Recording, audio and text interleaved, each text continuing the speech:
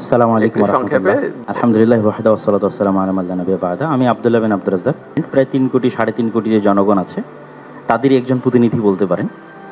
তো এই মোটামুটি সংক্ষিপ্ত পরিচয়। আমার কথা হচ্ছে আজকে যে বিষয়টি নিয়ে এখানে আমরা আলোচনায় বসেছি, এটির যদি আমরা মূলে হাত না দিই, আসল জায়গায় যদি হাত না দিই, তাহলে এটিকে সমাধান করা সম্ভব নয়। বাংলাদেশে যে সকল ধর্মের মধ্যে সম্প্রীতি বিরাজ করে তার সবচেয়ে বড় উদাহরণ হচ্ছে সাইফুল ইসলাম আলিফ হত্যার পরও বাংলাদেশে কোথাও কোনো প্রকার দুর্ঘটনা সংঘটিত হয়নি এবং সকল আলেম ওলামা নিজ নিজ জায়গা থেকে, আমি আমার জায়গা থেকে, সকল জ্ঞানীগুণী আলেম ওলামা নিজ জায়গা থেকে ফেসবুকে বক্তব্যে সবাইকে শান্ত থাকার আহ্বান করেছে। সুতরাং আমাদের দেশে সাম্প্রদায়িক সম্প্রীতি আছে, এ কথা শতভাগ সত্য। তারপরও আমাদেরকে বসতে হচ্ছে কেন? ওই জায়গায় আমাদের হাত দিতে হবে। আমরা আসলে ভূ রাজনৈতিক আন্তর্জাতিক রাজনীতির শিকারে পরিণত হয়েছি। এই জায়গায় যদি আমরা সমাধান করতে চাই, তাহলে আমাদেরকে লক্ষ্য রাখতে হবে বড়। লক্ষ্য বড় রাখলে স্যার আপনার জন্য এটি সমাধান করা সুবিধা হবে। সেই বড় লক্ষ্যটি হচ্ছে প্রকৃত অর্থে আমাদের পার্শ্ববর্তী দেশে সংখ্যালঘুরা নির্যাতিত।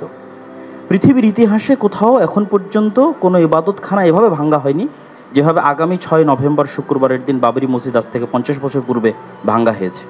পুলিশ হেফাজতে যেভাবে মুসলিমদের হত্যা করা হয়েছে, মুসলিম এমপিকে, রানিং এমপিকে, এভাবে কোথাও হয়নি। এরকম আরও অসংখ্য ঘটনা আছে যেটা আমাদের পার্শ্ববর্তী দেশে প্রকৃত অর্থে সংখ্যালঘুরা নির্যাতিত। আমাদের দায়িত্ব মানুষ হিসেবে এবং তাদের পার্শ্ববর্তী দেশ হিসেবে, এবং 47-এ আমরা যে ওয়াদা দিয়ে এই দেশটাকে স্বাধীন করেছিলাম, সেই ওয়াদা রক্ষার্থে আমাদের দায়িত্ব হচ্ছে আমাদের পার্শ্ববর্তী দেশের সংখ্যালঘু নির্যাতনের প্রতিবাদে আমাদেরকে আওয়াজ উঠানো।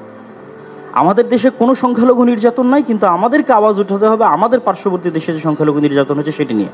এই জন্য আমি আহ্বান জানাবো আমাদের মাননীয় প্রধান উপদেষ্টার প্রতি যে তিনি যেন এই বিষয়টির প্রতি দৃষ্টি দেন এবং সবাই আপনার সাথে আছে। গতকাল রাজনৈতিক দলগুলোকে দেখেছেন, আজকে ধর্মীয় নেতাদের দেখছেন, সকলেই আপনার সাথে আছে এবং আপনার হাতকে মজবুত করার জন্য দেশে যে জাতিগত ঐক্য তৈরি হয়েছে এটিকে আপনি সাহস হিসেবে